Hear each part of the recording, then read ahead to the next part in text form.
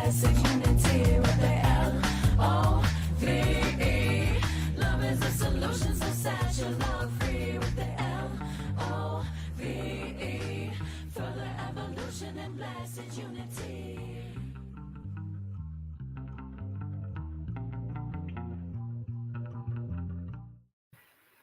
Hello, good morning, beautiful people. Welcome to the Self-Love Show. It is your host, Dawn Light, and my beautiful sister here, Trish, right? Yay, we're back. Our weekly show to discuss all the things about self-love, authenticity, where we value ourselves, spirit, everything good, and how to unravel all those places inside that keep us from residing in that place. So today is a really lovely topic. It's called how to receive criticism with love.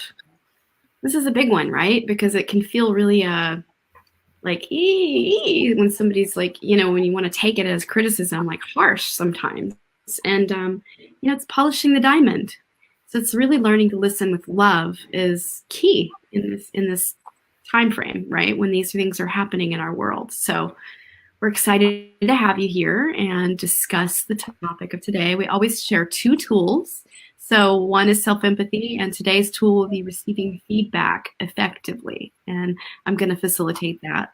And yeah, welcome to our viewers. Thank you for those that show up weekly. We really greatly appreciate your support. And thank you, Love Coach Academy, for hosting us. And we just really appreciate this time weekly to dive in this way and have these conversations and share tools and resources. It lifts our spirit, and I just feel like it's such a part of my purpose work, and really grateful for the opportunity. So welcome today, and welcome, Miss Trish.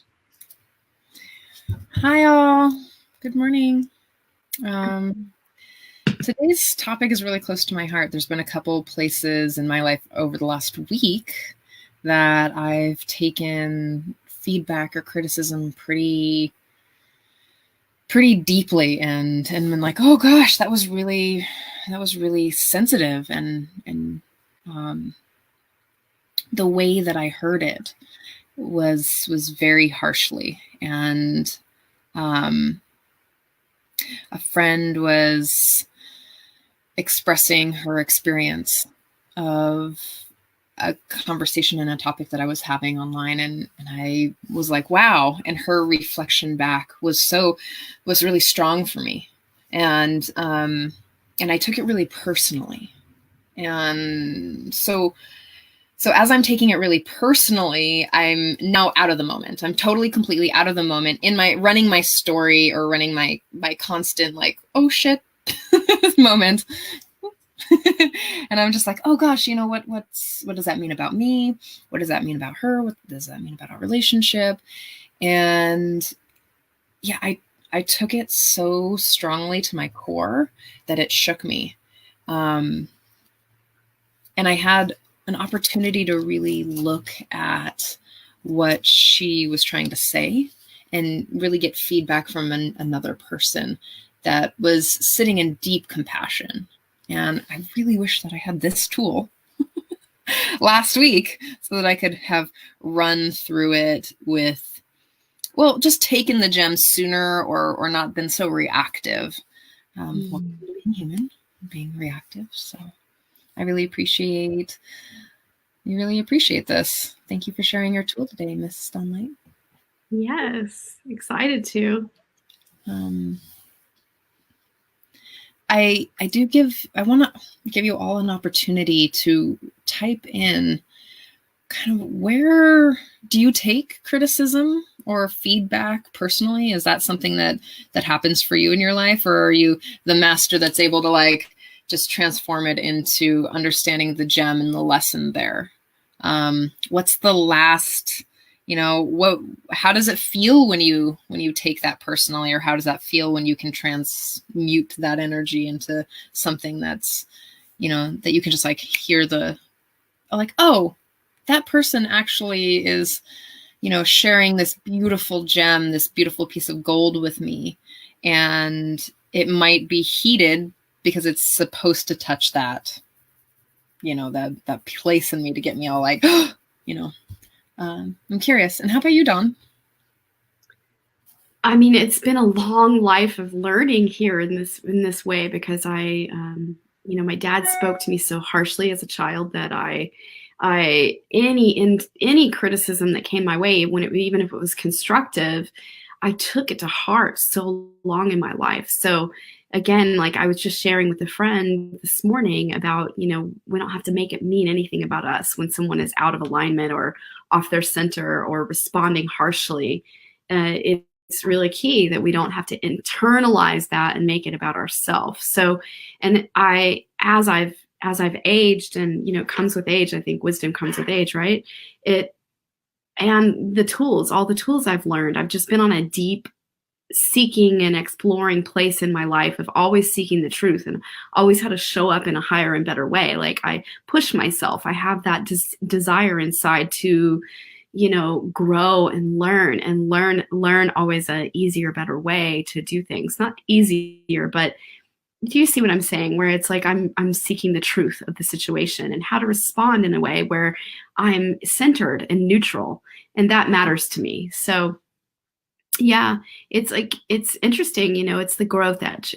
That's what's happening, is that information is coming along to stimulate you, and then it's stimulating that growth edge and rubbing that area that feels like, ooh, God, I'm not ready to reveal that yet, or I didn't even know that was there. Holy cow, and it can feel really tender and raw, and there's a lot of things attached to it, like belief structures that, old misidentifications in there that are things that you bought in about yourself, possibly, that just aren't true, maybe attached to your worthiness or your not enoughness, or, that you couldn't speak up for your needs because you were afraid your needs weren't being met. Something like that, those things happen. I'm just using those as examples. So yeah. Do you hear others' feedback through a lens of harshness, or does it often hurt your feelings? Or do you make their criticism mean something about you? This shows will give you tools to transform your belief around feedback and criticism. They hear the gems that are available for you in today's tools.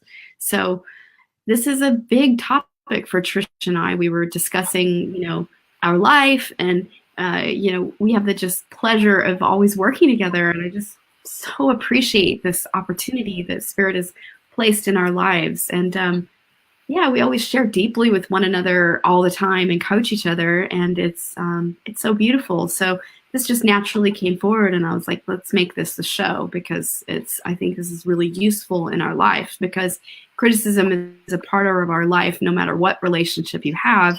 Working relationship, partnership, love relationship, all of it. So, yeah.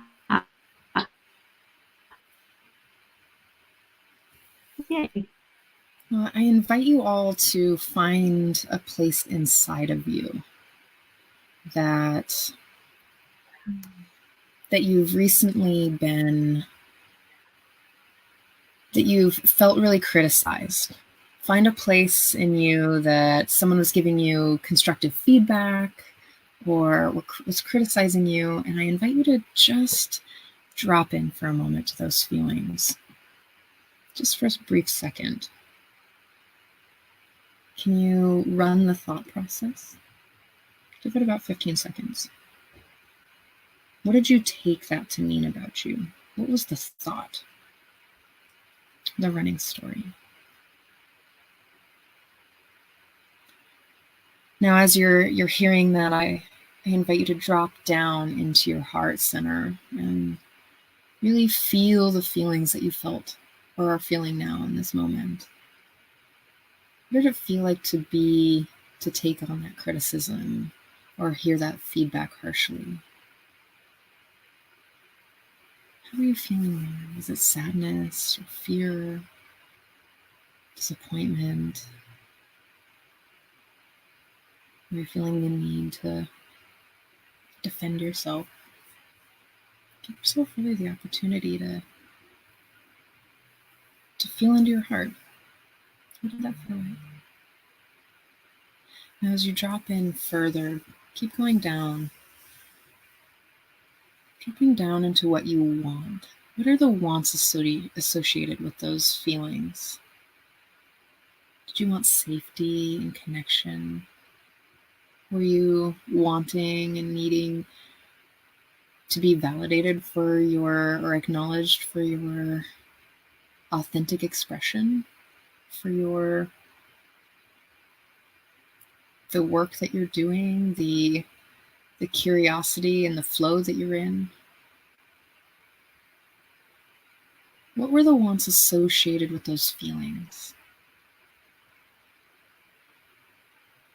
And as you drop down into your body, ask yourself if anyone else can meet those needs for you right now. Or in that moment, was that person able, capable, resourced, emotionally resourced to meet those needs for you? Were you able to meet those needs for you? Now, just taking a nice deep breath in, getting really honest. If they weren't able to meet your needs, how could you have met your needs there? Or how can you meet your needs now? And maybe it's a need for safety or connection or being heard or having authentic acknowledgement. How can you resource yourself in this moment? And how could you have resourced yourself in that moment?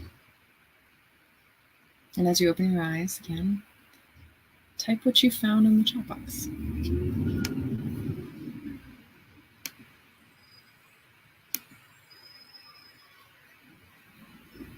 How are you feeling, Dawn?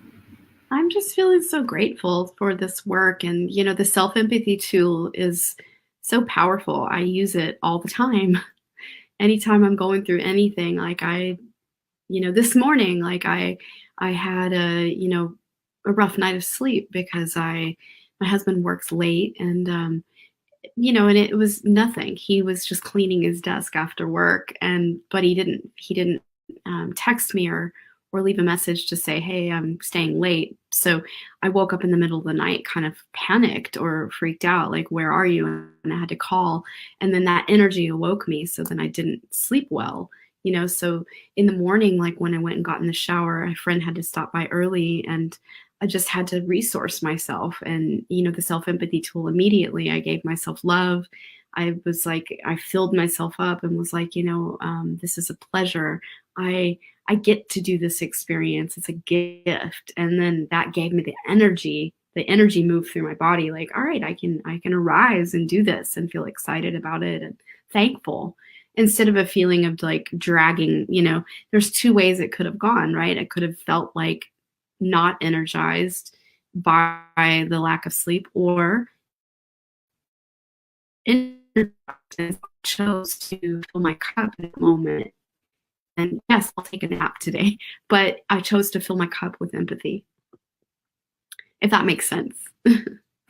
Absolutely. And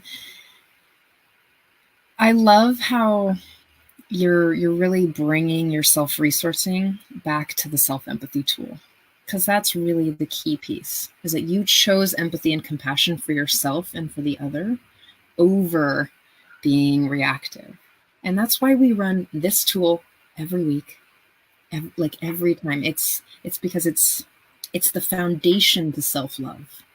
It's being the friend, being the love, being the kind, gentle person for yourself.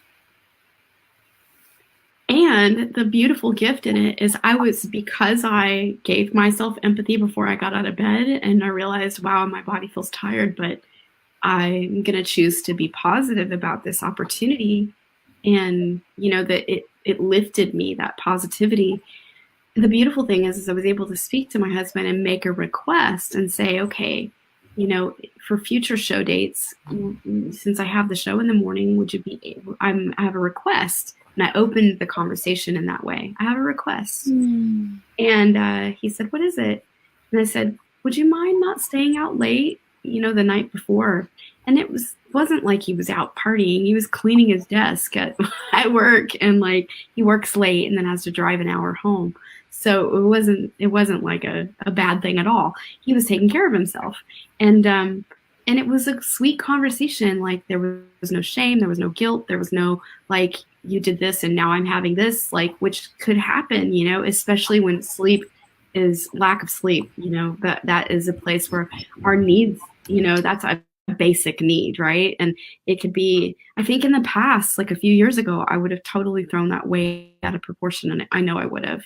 And so I just could really see how much work I've done, because it wasn't nothing. I just was able to like make a request, and it was heard, and we agreed, and that was it. It was beautiful. And you also passed your request through compassion, through the filter of compassion. So he likely took this feedback or criticism really well, because you were centered, resourced, like, oh, I'm just wondering if this could be a thing. Yeah, it was beautiful. It was just like a request being spoken, and he was like, yeah, I can honor that, you know. And it was like love speaking to love. It was not any triggering thing at all, and it was great. Like I love that conversation. I was so thankful to have it, because I was like, great, because I like being able to sleep at night, and I don't want to worry about my man, you know. Just had so much compassion for all the times I've traveled and he's laid in bed worried about me, and brought me home to that. Like, I'm so sorry that ever happened, you know. There's so much love there. Yeah. And I'm also hearing your value for connection. You're really, and there's also a value for showing up for these, like our show, in feeling like grounded and centered. So I love that. Yeah. Mm-hmm. Yeah, it means the world to me. I want to show up with all of me and be my highest and best self. Like, I always hold myself to that standard in life. Like, that's important to me. And you know what? You showing up the way you are right now is showing up on all of you. Like, we're the vulnerability people. Like, of course, we're just show up and like, today. And that's right. All yeah. And this is a perfect, this opportunity is vulnerable. Be vulnerable every week online. And like, I'm just like, wow, what a great thing. Like, thank you, Spirit. Mm-hmm. Yeah. I also like to read what Christopher said. I tend to allow criticisms to become way blown out of proportion. How perfectly human. Criticism from another typically triggers some confirmation bias from my pre-existing, much harsher inner critic. This can compound into a hyper focus on the criticism, which then makes it a perceived flaw. This exactly. Like, yes. You have absolutely pinpointed why criticism can be so painful and so fiery. Well, guess what? Dawnlight has a perfect tool for you. I'm going to work tool. I was just going to say something about your statement here. It's like, it's that inner critic, you know, and it's all the language around the inner critic that causes us to we go immediately into fight or flight. And then we have no idea, no ability to like be resourced and, you know, tap into the frontal lobe of communication and drop into our heart. We're like completely checked out because our brain is in that place of like running the story around what the criticism has evoked, you know, in us. And then that's the trigger, right? To lean in with curiosity and like lean in and be curious. Okay, I'm not going to listen to my inner critic that's told me this kind of story or lie my whole life. I'm going to lean in and get curious about it and go, what's there? Yes, I'm triggered, and I can sit in the pain and the uncomfortableness of that. I feel it. It feels alive. Like sometimes it feels like a sharpness or like a roughness, or it can feel all kinds of ways. And get used to it. Like, wow, instead of it being like, oh crap, I got to run from that and like all this emotional reactivity, get curious and lean in and feel it and just feel and like notice, wow, I'm really triggered right now from this experience that felt so rough. And what are the feelings underneath that? You know, you can tap in and use the empathy. And then I'm going to take it even further and lead you through a little bit of a process right now. So this is called Receiving Feedback Effectively, and it is a beautiful University of Santa Monica tool written by Mary Holnick. Huge fan of her. She has been like sitting at the feet of an ascended master for the last 2 years, literally, like profound experience in my life. And I was able to heal a lot of deep grief, sadness, sorrow, karma, the energy of betrayal and abandonment and all of those things that were like stories from my childhood. I was able to fully lay it down and lay it to rest, that I don't have to run those stories in my life anymore. And just deep, great gratitude for you, Mary. So, it makes me teary-eyed. Just such a powerful experience in my life. So I'm happy to be sharing this tool with you guys. So we are receiving and processing feedback constantly. I'm going to read you a little something here. Whether we recognize it or not, feedback comes to us primarily through the experiences we attract and the ways others respond to us. When we approach life from a learning orientation, this is key, learning orientation, we become students in a classroom rich with feedback, bringing us opportunities for growth and learning. Learning to receive feedback effectively is of great value. Openness to receiving feedback regarding our attitudes, behaviors, thought processes, and the outcomes flowing from them is the first step. Essential to this learning how to create an inner environment of self-acceptance and self-compassion in which you can recognize feedback as simply information for you to consider, evaluate, and assimilate using your own wisdom and discernment. That's big. So the challenge many of us have when receiving feedback is taking it personally and reacting by explaining, justifying, or defending ourselves, or verbally attacking the other person.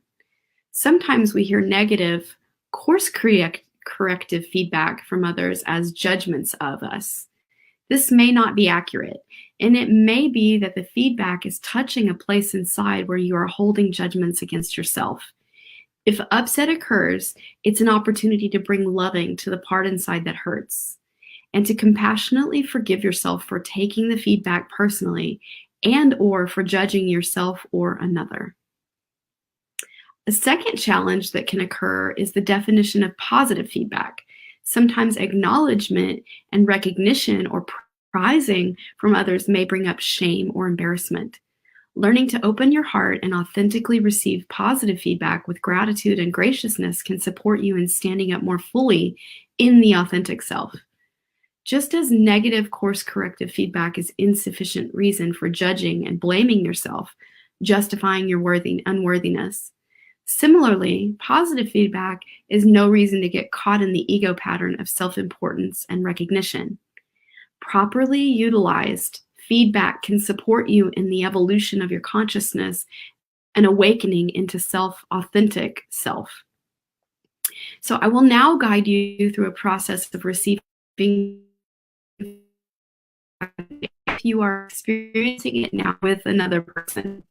So it's kind of an imagining you're having a conversation with another person because I'm going to be guiding you.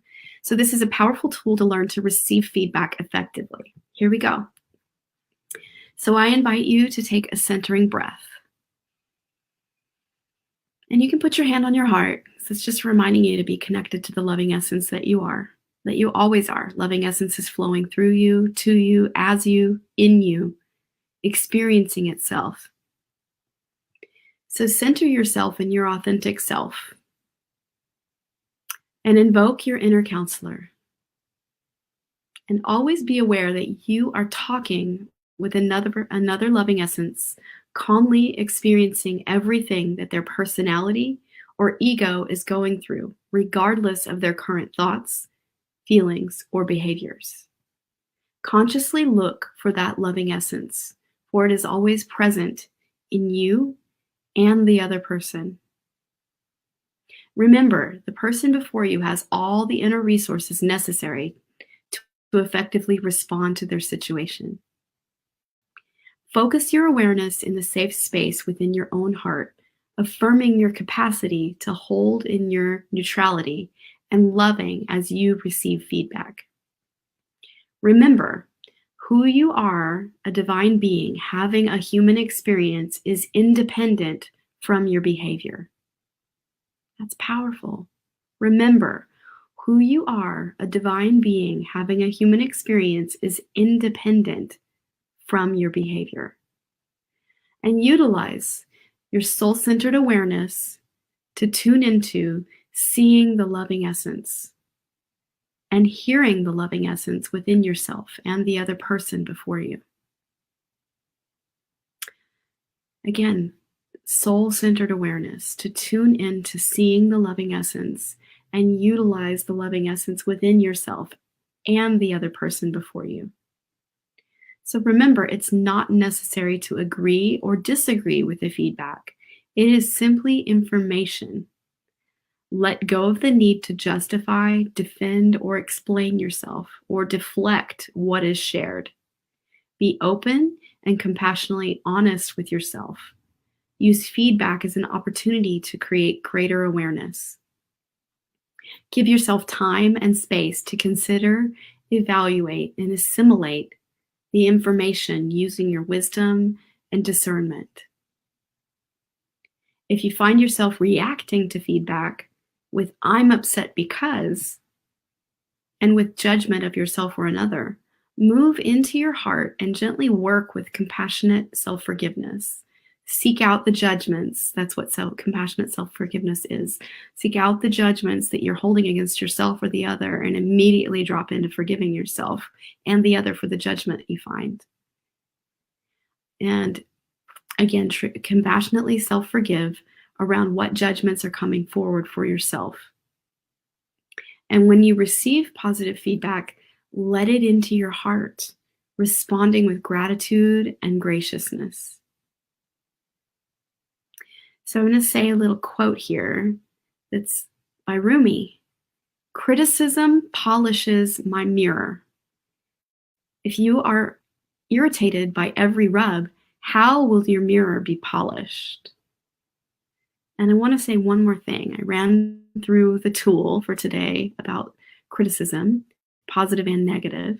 So it's really learning to slow down when we're receiving criticism. Like you get the telltale feeling that it's coming and then learn immediately to, like, instead of holding your breath, start to breathe and slow yourself down so that you can assimilate it.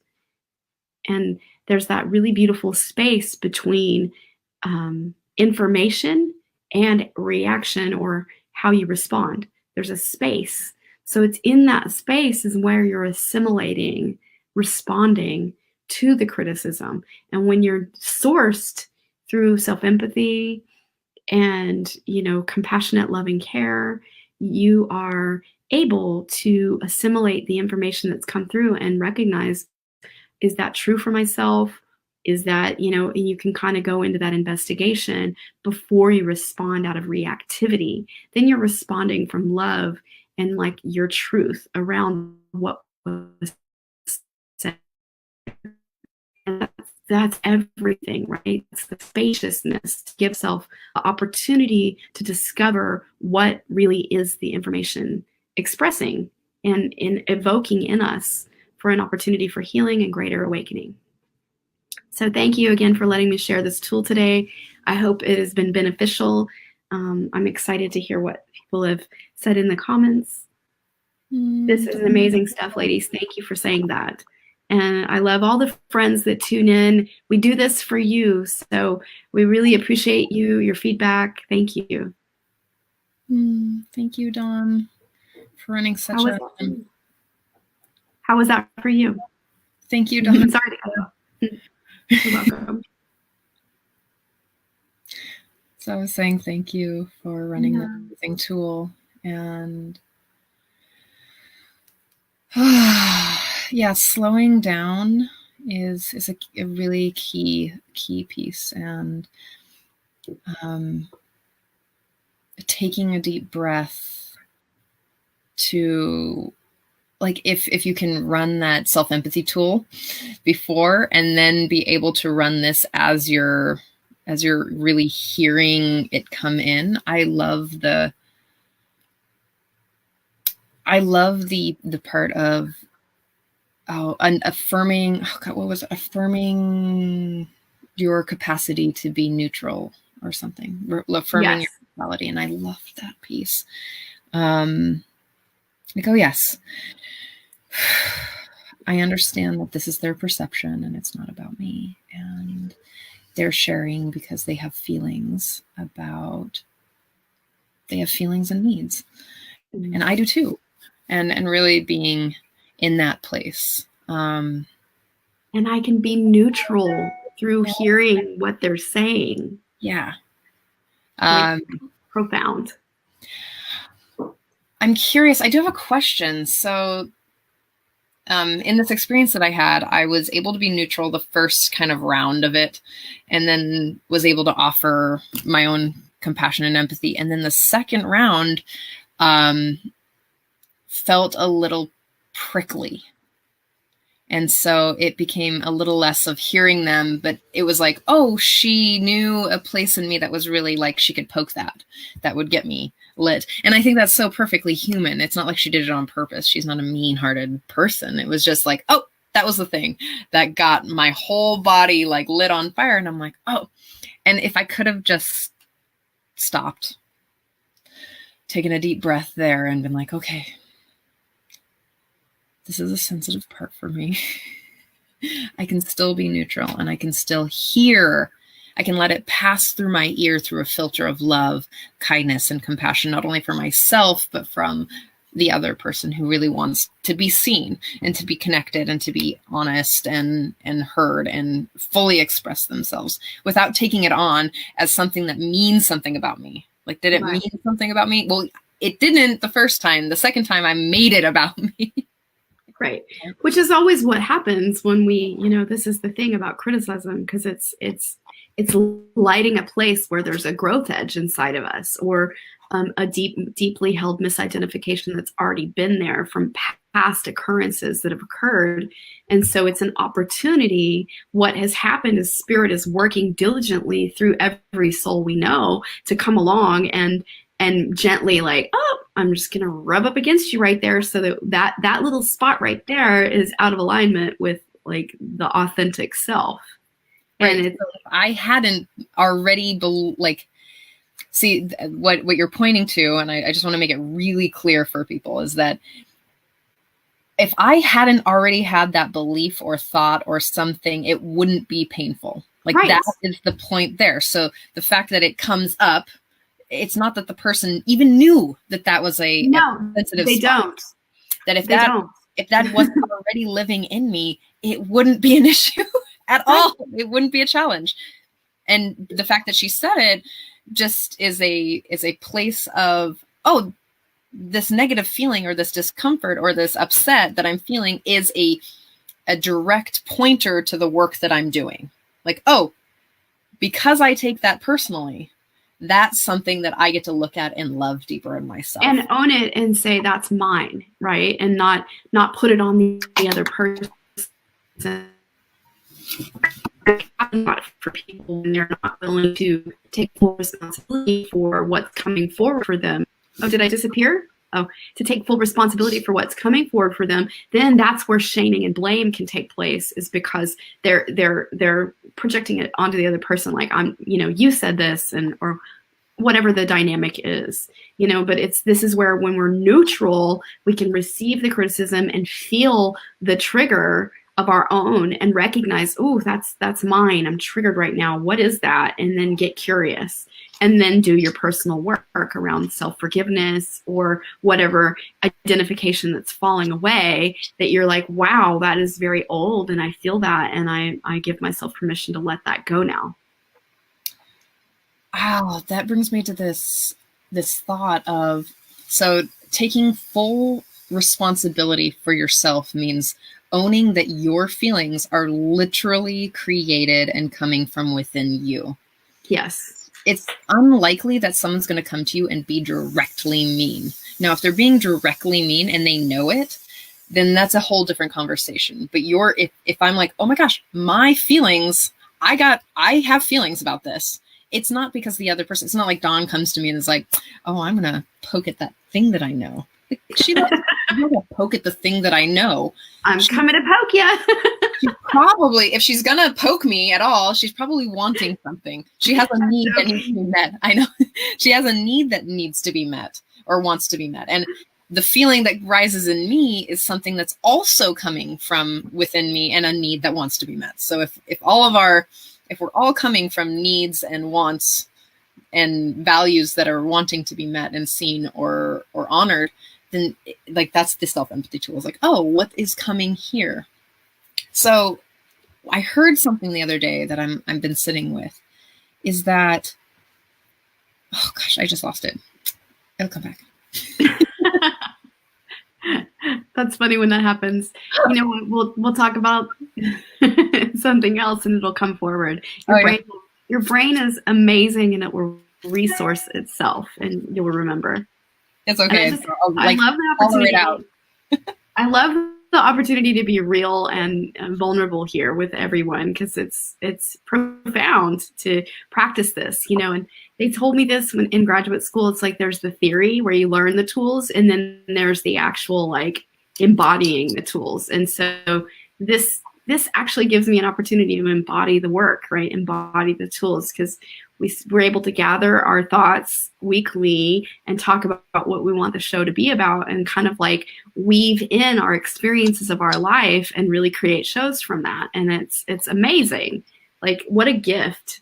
And I love that everyone's getting a lot out of it, you know, because this is the work, right? It helps us be better communicators with one another and really learn to polish our diamond in a better way, right? And ultimately, you know, self-awareness, greater self-awareness, greater self-love, greater authenticity coming forward. I wrote this thing down and it's like somewhere floating. It has like parts and pieces over here. It was so concise and distinct that I was like, ooh, this is really good. But I'm just going to fumble through it.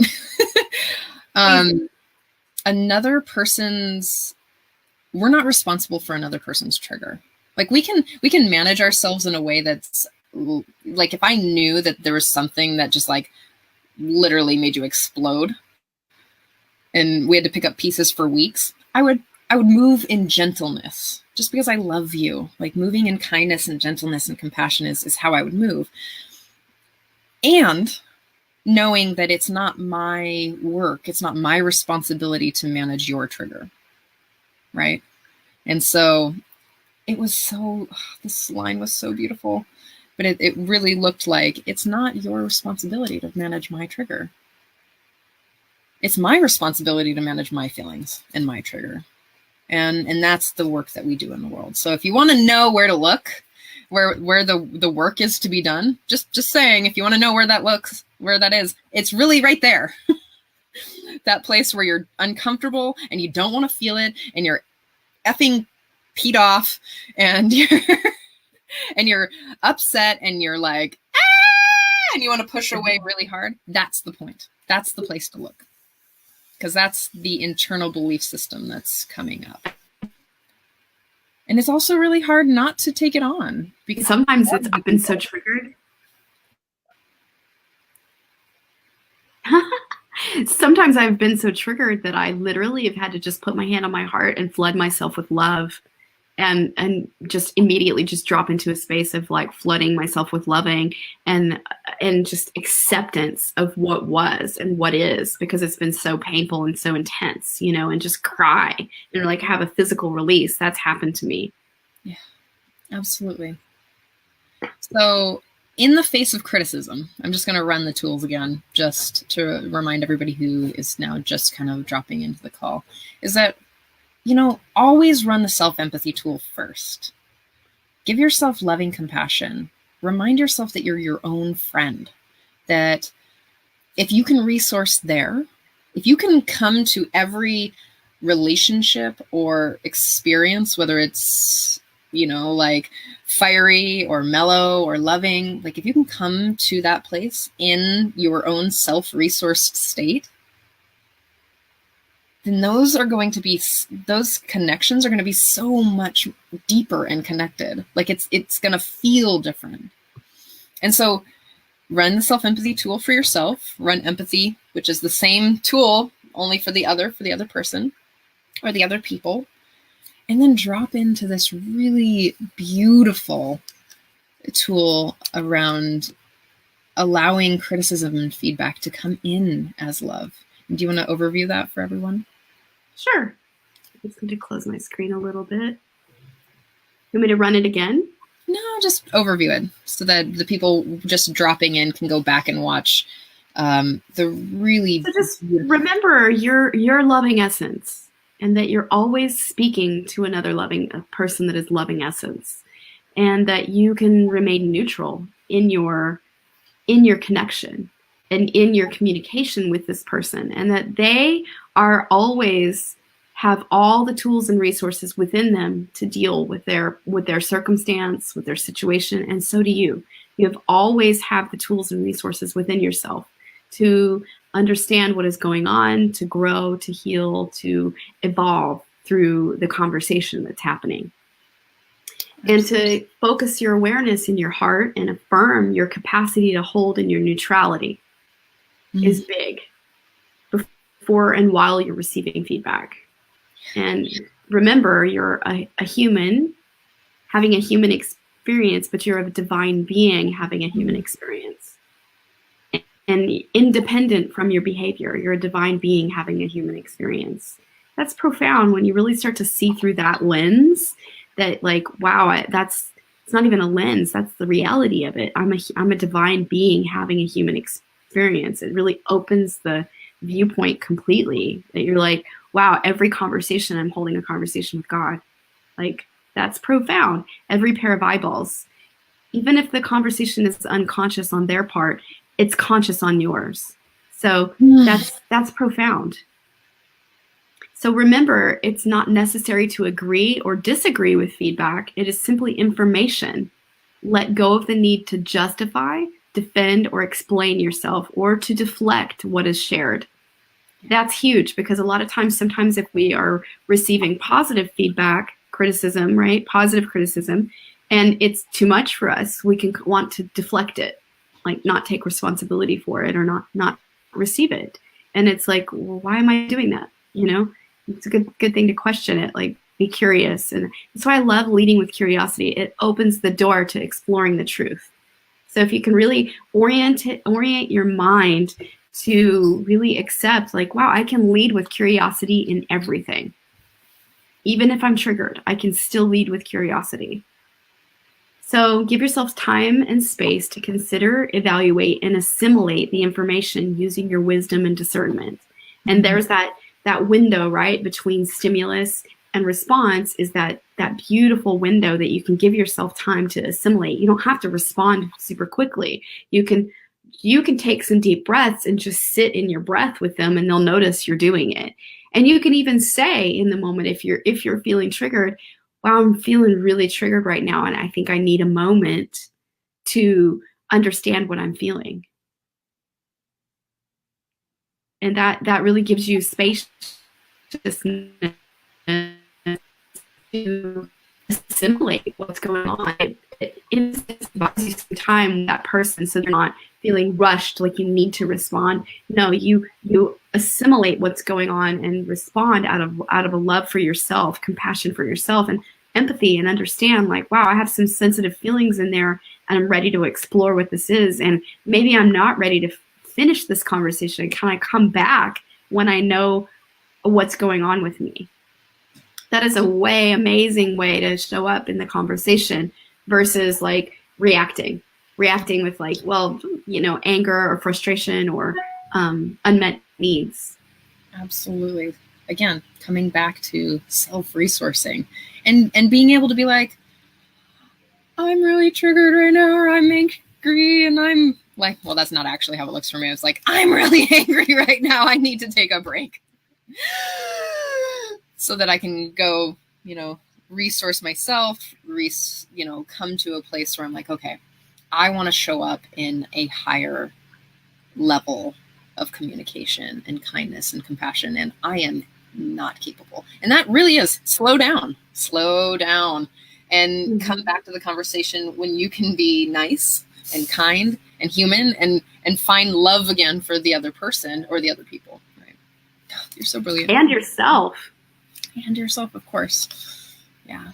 Yeah. I'd like to just read Miss Diane's message. It says, self-knowledge is so valuable for improvement of self and happiness. Thanks for the wisdom. Yes, it's so true, huh? It's really, these tools that we give you are really to help you understand you, to help you be kind and more gentle to you. Because if you be kind and gentle to yourself, you'll be more gentle and compassionate in the world. It just works like that, right? You're not going to be like, oh, I love this kind, gentle heart of mine, and go like bumper carts in the grocery store. It's just not going to you're not going to be like, this person, I mean, you're still going to be human. Don't worry. But it's also, these tools are really developed to give you more a capacity for resilience, emotional resilience. And that's what we want for you and for everyone else, is to be able to run the tools. And, we've ran so many amazing tools just to help manage the emotional and the physical space and the spiritual spaces that we get into when things get crunchy and things get like, when things fall out of connection, right? Because that's what we want, right? Well, that's what I want. I'm going to speak for myself, but what I want is to stay connected. I want to stay, if I'm going to share my precious, amazing time with someone and develop relationship, that I want to stay in connection with them as much as I possibly can. And to find ways to communicate in compassion and love, to be in those places, right? Yes, I really acknowledge you for saying that, because I share in the same deep value system there. I long for consistent connection, that there's never needs to feel like a break in the connection, that no matter what occurs, it can always be held in love. I've been thinking about this particular line for, I don't know, maybe like 3 or 4 years. And a loving, beautiful partner that I had said that if you're feeling disconnected, it's literally created in you. Like, how would I know that you are disconnected from me unless you tell me? I could make up a story and I could deflect it on you, and I could be like, oh, you're disconnected. Well, no, it actually, if I'm feeling disconnection, it's because it's happening within me and I'm the one disconnected. And it can be pretty hard or challenging to find connection through your own disconnect, and the places coming back to connection with self, to connect out, right? That's why I love this line. How you relate to the issue is the issue. Yeah. How you relate to yourself when you're going through the issue is the issue. And that's like the one spiritual psychology tool. There's many, there's 33, but that stuck with me the most. And like anytime I have anything occur, that's where I go immediately. That runs through my head. Did I disappear? That runs through my head. So I'm just so grateful for that. Like, how you relate to the issue is the issue. Absolutely. So I'm wondering how you all are feeling about these criticism tools. I know that Christopher was watching and following along. I'm curious what my mom was thinking. Is she still here? Diane, how are you feeling? Like, the people who are watching, how are you feeling about these criticism tools? What are you getting out of it? I really invite you to share, or to share, on here, or give us feedback, because we're taking it. Or, just give yourself an opportunity to be seen right now in the work that you're doing. Because even if you're watching us do the work, you're still getting it, and it's still coming into you, and you're still shifting your cellular understanding of what criticism looks like. I love what Diane just said. It says, so many people have anger inside themselves and need to adhere to the knowledge shared here for self-peace and awareness. It is so true. And this is the thing. This is the reason, this is the very reason why we want to share these tools weekly, is so that it spreads out into the world and gives that self-awareness to each person. Because when we take responsibility for all our feelings, all our emotions, that they come from within, that's where healing can really occur. It's like applying love to the places inside that hurt. And underneath anger is really just sadness and sorrow, you know, deep unmet needs and sorrow and sadness from things that have occurred underneath the anger. Hi, Irie. Oh my God, so glad you're here. Beautiful. I'm glad you're feeling it. You were meant to hear this today. So grateful. Yeah, so thank you, Diane, for saying that and speaking that, because it's true. It's a deep desire of mine, and the reason why I do the work in the world is because I was met with so much anger as a child. My dad was rageful and so angry, and I took that to mean so deeply, like I was so deeply hurt by that it really affected my life for so long. So now I know that when other people are angry, it's not about me. It's their own trigger, and so I can respond out of loving and not let it take me out of my center. That I can hold in my center in neutrality and experience and witness for them, but I don't have to make it mean anything about me. And that's huge accomplishment. And I'd also like to say that the mirror image of that is that when you're angry, it's not about the other person. It's that something's happening in you. Mm-hmm. So if you can see the distinction here of how criticism, if you're taking it as criticism, it's a belief system inside of you. Or if the other person is taking it as criticism, it is something happening within them, right? Yes. So again, slowing it down, coming back to neutrality, coming back to center, whether you have to take space or whether you can, sit with a pause. The like beautiful pause of I can come back and be present, and the anger is coming up inside of me. It might be stimulated by something someone else said or did, but it's not because of them. And sometimes, what's helpful is I'll even, if it happens when I'm out and about and not at my home, I'll go to the bathroom and literally wash my hands and remind myself I am loving essence, and look myself in the eyes and say to myself, I am loving essence, no matter what emotion is arising, because the truth is we're not our mind and we're not our emotions. We're loving consciousness. And so you can drop back into reminding yourself of that through washing your hands and putting water on your face. It's a great moment to just have self-care when you're really triggered and you're out of alignment from a conversation or something that's really evoked something in you and you're not sure what you're feeling. It's a great space to just go to the bathroom and connect with your drop-in, connect with your feelings, connect with yourself, and give yourself that love, and then become curious and start to ask yourself, I really want to hold a space of curiosity for myself. What is what are these feelings? What is this story? What is this identification I may hold? What is the judgment there? And then you really are, it's like you have a little chisel and a hammer, and you're chiseling away the stuff that's not working anymore and letting it fall away, and really come back to the heart of love with yourself, and love yourself even through the moments where you're angry or resentful or frustrated or whatever emotion is. It's really learning to hold a space and occupy that loving essence always. And just to add a little piece that it popped up as you were in the mirror. I was there in the mirror with you, and you were like, I am loving essence. And I'm like, yes. And it reminded me about the show we did a couple times ago of Boundaries with Compassion and the Compliment Sandwich, and the importance of gratitude, sharing gratitude and appreciation for another person.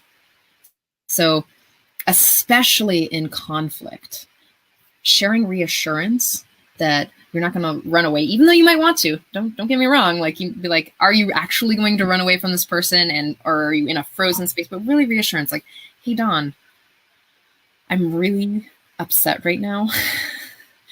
And I need a pause. I need a break. And I love you. And everything, like, I'm committed to our connection.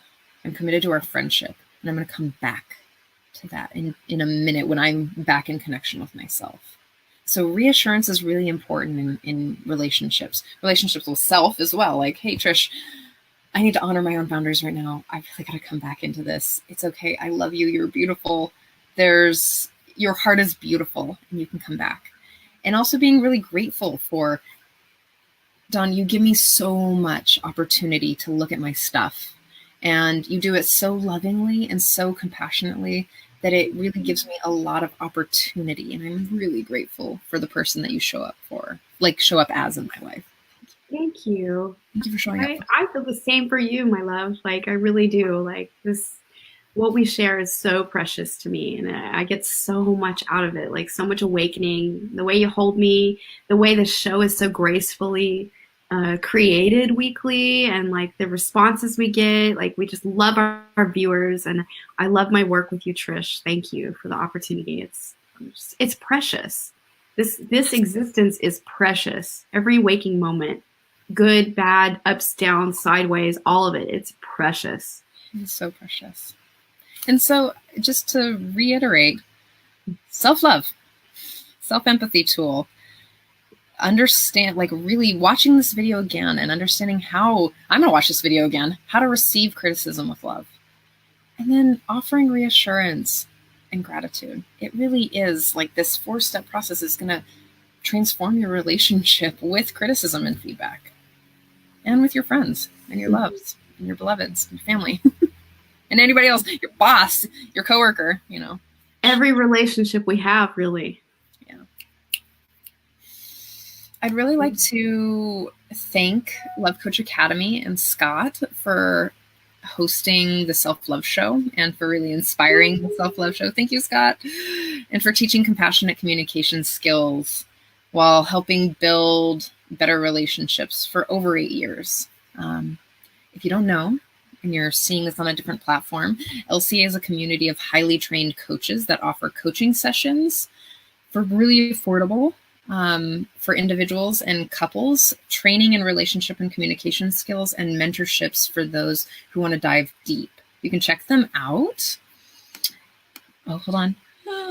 You can check them out at lovecoachacademy.com. They also run they have so many amazing shows that run twice a day, sometimes 3 times a day. They have a great flagship show on Saturdays, which is called the Saturday Night Live with the Global Peace Tribe. And they're having amazing speakers like Deepak Chopra and Marianne Williamson. I mean, it's awesome. Amazing show with music and speakers and poetry and art, and just go watch it. You can find all that information on the lovecoachacademy.com at the Self-Love Show. And go ahead and reach out if you have any questions or comments or anything that you want to share about what the show offers you or what you'd like to see on the show. We're very open to feedback. Yes, we love insight. We want to know what you're desiring to hear about, or hot topics that really, like, man, I really need to know about this. What tool do you have for this topic? We're open to that. Absolutely. Yeah. One announcement. We are now going to come on an hour later starting next week. So instead of 9 a.m., we will be at 10. Just so anybody who's watching, show up at 10. And it'll also be, all the things will change. Where you see the information for this will change. Thank you guys for joining us today. We love you. Yay. Thank you.